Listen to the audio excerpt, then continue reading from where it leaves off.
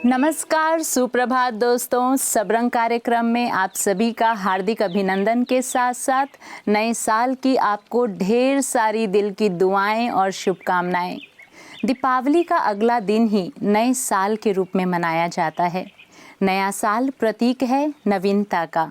नवीनता अपने सोच विचार में, नवीनता अपने स्वभाव संस्कार में, अपने दृष्टिकोण में, अपने नज़रिए में, अपने सोचने के तरीके में।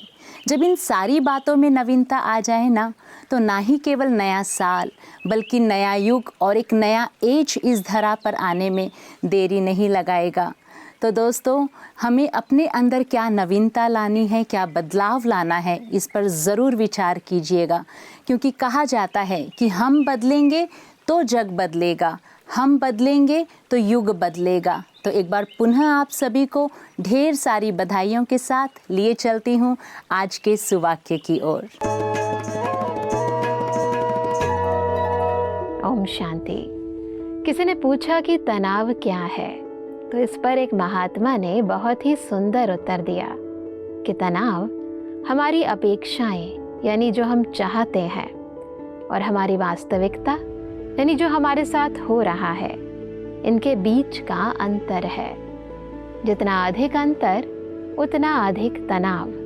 इसलिए यदि आप जीवन में तनाव मुक्त होना चाहते हैं तो सबसे पहले अपनी इच्छाओं पर नियंत्रण रखें और अपनी वास्तविकता को स्वीकार करें। क्योंकि इच्छाएं यदि पूरी नहीं होती तो क्रोध बढ़ता है, और यदि पूरी हो जाएं तो लोभ बढ़ जाता है।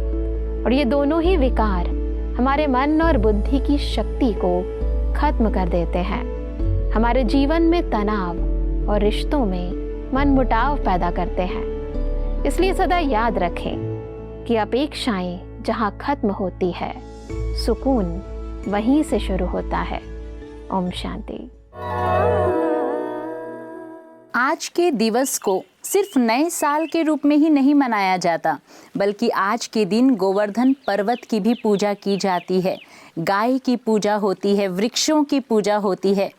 यदि हम एक बार विचार करें कि क्यों वृक्षों की, गाय की या पर्वत की पूजा की जाती है, तो हमें समझ में आएगा कि जिस प्रकार हमारे लिए हमारे स्वयं की सुरक्षा आवश्यक है, उसी प्रकार बाहरी वातावरण की, पशु पक्षियों की, प्रकृति की सुरक्षा भी उतनी ही आवश्यक है। जब बाहरी वातावरण सुरक्षित होगा तो हम अपने आप ही सुरक्षित हो जाएंगे। तो दोस्तों, आज पूजा के साथ साथ इस सुरक्षा पर भी ज़रूर विचार कीजिएगा। तो आज के दिवस की इसी सुंदर महत्ता के साथ आइए चलते हैं अगले सेगमेंट आपकी सेहत आपके हाथ की ओर। ओम शांति। ठंड का मौसम आते ही एक और प्रॉब्लम शुरू होती है, उसे कहते हैं चिलब्लेन्स। क्योंकि बाहर का वातावरण का तापमान जैसे जैसे कम होता है, हमारा शरीर अपनी प्रोटेक्शन के लिए, शरीर का तापमान मेंटेन रखने के लिए आसपास के ब्लड जो सर्कुलेशन होते हैं, स्पेशली हमारे फिंगर टिप्स है या पैरों के नाखून हैं, उनमें ब्लड का प्रवाह कम कर देती है, जिसकी वजह से वहाँ के ब्लड वेसल संकीर्ण हो जाते हैं, वहाँ से ब्लड फ्लो कम हो जाता है, जो कि उन जगहों को ब्लड नहीं मिलता है, खून नहीं पहुँचता है, तो वहाँ की गर्माइश नहीं मेंटेन होती। वो जगह नीली पड़ जाती है, ठंडी पड़ जाती है, वहाँ पे सूजन आ जाता है और दर्द शुरू हो जाता है। अगर ये प्रॉब्लम बढ़ती गई तो वहाँ पे अल्सर होके आगे और बीमारियाँ फैल जाती है। तो इससे बचने के लिए सबसे सरल उपाय है कि अगर आपके हाथ पैर के नाखूने, उंगलियाँ ठंडी पड़ती हो तो उन्हें गर्माइश मेंटेन रखें। और गर्माइश के लिए सबसे अच्छा तरीका होता है मसाज। मसाज चाहे आप सादे तेल से करें या कोई मॉइस्चराइज़र से करें या सिर्फ एक्सरसाइज करें, कोई बॉल दबाए, पैरों की मूवमेंट करे, यहाँ से गर्माइश मेंटेन होती है। दूसरा, मसाज करने के बाद आप सॉक्स ज़रूर पहने, चप्पल डालें, सॉक्स डालें, शूज़ डालें, प्रॉपर कवर करके रखें अपने एरियाज़ को, स्पेशली पैरों के और हाथों के नाखूनों को, उंगलियों को। तो इससे भी आप चिलब्लेन्स से होने वाली प्रॉब्लम से बच सकते हैं। पर यदि आपको एक बार चिलब्लेन्स हो जाते हैं, यानी आपके पैरों के, हाथों के नाखूनों में सूजन, नीलापन या दर्द होना शुरू हो जाता है, तो ये खतरे की घंटी हो सकती है। आपको अपने डॉक्टर से तुरंत सलाह लेके उसका इलाज करना बहुत ज़रूरी होता है। ओम शांति। कहते हैं श्री कृष्ण ने ब्रिजवासियों की मूसलाधार वर्षा से रक्षा करने के लिए अपनी अंगुली पर गोवर्धन पर्वत को उठा लिया था।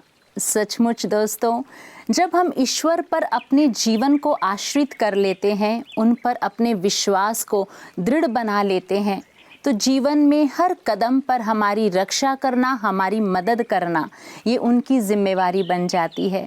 तो क्यों ना ईश्वर पिता को हम अपने जीवन में शामिल करें, हर पल उनकी छत्र छाया का अनुभव करें।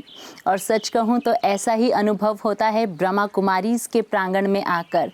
और ऐसे ही कुछ सुंदर अनुभव साझा करने के लिए मैं आपको लिए चलती हूँ हमारे अगले सेगमेंट की ओर, विशिष्ट की बातें विशेष में।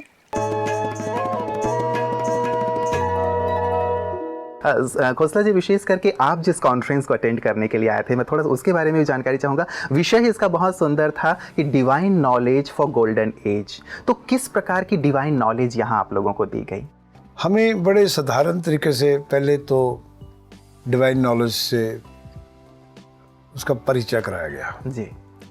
हमारा संबंध बनाया गया कि कोई चीज़ बॉडी के बिना अलग भी है।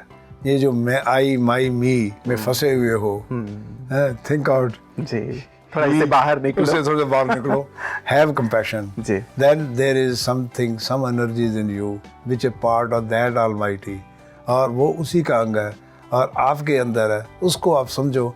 सो you should be able to understand, control your mind, the soul and the body. अगर बॉडी हमारी तंदुरुस्त है, वी कैन डू एनीथिंग। अगर हमारा मन पवित्र है, we can command our soul. अगर हमारी सोल शांत है, we can enjoy joy and piece.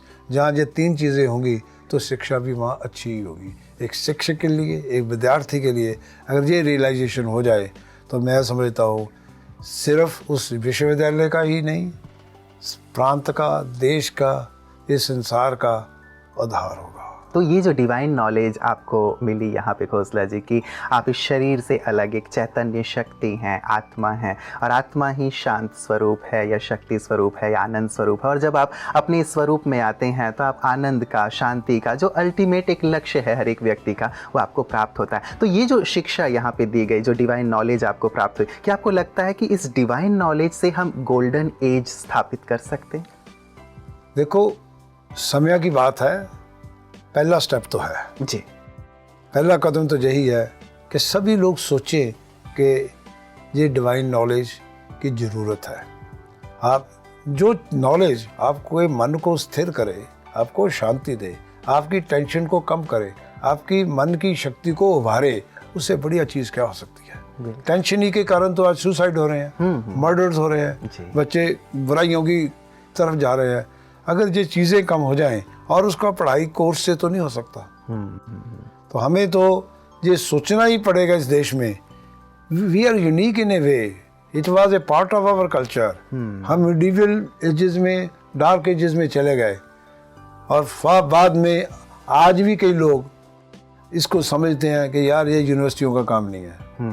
मुझे भी कहते हैं, पर मैं जो समझता हूँ कि यूनिवर्सिटियों का ही ये काम है। क्यों? कि यूनिवर्सिटी के वाइस चांसलर, यूनिवर्सिटी के डीन्स, सीनियर प्रोफेसर्स, वो समाज में रिस्पेक्ट से देखे जाते हैं। अगर वो इस चीज़ को अपनाते हैं और वो अपने बच्चों को अच्छी धारणा देते हैं, मेरा नहीं ख्याल कि हम इस रास्ते जो गोल्डन एज का लक्ष्य है, आज हमें पता लगा कि ब्रह्म कुमारी संस्था ने अपने विश्वविद्यालय में बनाया हुआ है। I think it is the right March, right place and the right time. किसी ने बहुत सुंदर बात कही है कि जहाँ प्रेम है वहाँ परमात्मा है, और जहाँ परमात्मा है वहाँ भय कैसा। सचमुच दोस्तों, परमात्मा प्रेम के आगे सारे प्रेम फीके हैं। परमात्मा प्राप्तियों के आगे सारी प्राप्तियाँ फीकी है। और ये अनुभव हम तभी कर पाएंगे जब हम अपने मन के तार को उनके साथ जोड़ेंगे।